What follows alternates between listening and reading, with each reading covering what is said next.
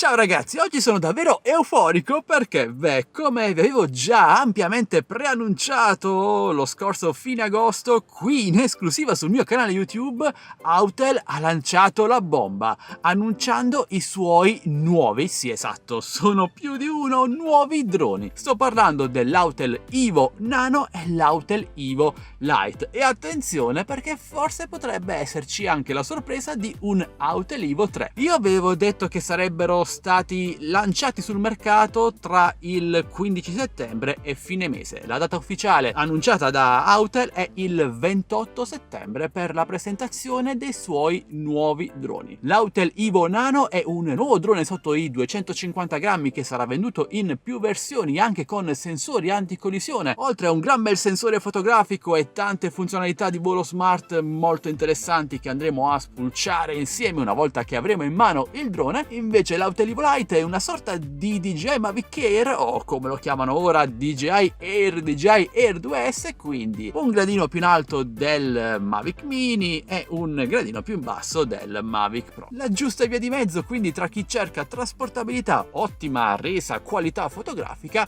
e un prezzo contenuto rispetto al top di gamma. In questo modo Autel va a riempire in un colpo solo la sua intera flotta di droni, ed è un colpo davvero molto pesante nei confronti della DJI, che fino ad oggi è stata la leader incontrastata dell'intero mercato, non solo del segmento semiprofessionale ma anche di quelli più entry level come il DJI Air 2, DJI Air 2S appunto, e il DJI Mavic Mini e DJI Mini 2. Cioè a dire che DJI nell'ultimo periodo, ve l'ho già detto in vari video, non se la sta passando benissimo. I suoi ultimi prodotti, DJI Mini 2 a parte, non hanno venduto tantissimo. Più nello specifico del DJI FPV, che è stato un mezzo, tre quarti o forse un intero flop, ha venduto pochissimo, e il DJI Air 2S che rispetto al precedente modello anch'esso ha venduto molto poco. Perché questo? Forse perché le novità sono state davvero poche. Ci si aspettava un Active Track, quindi un follow me più preciso, più intelligente, ma in realtà è sempre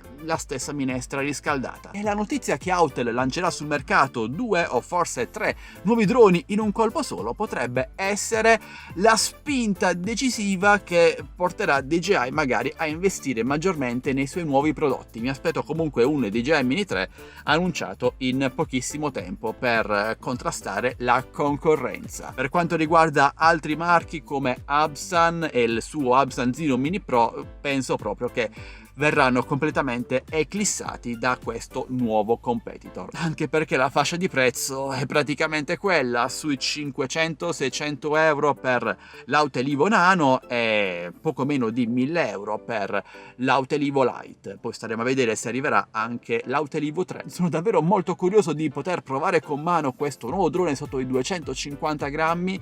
Non ve l'ho detto, ma l'Autel Evo Lite ovviamente peserà più di 250 grammi, ma diciamo che questo oggi non è più un particolare problema, anche perché è possibile conseguire gratuitamente il patentino, l'attestato A1A3.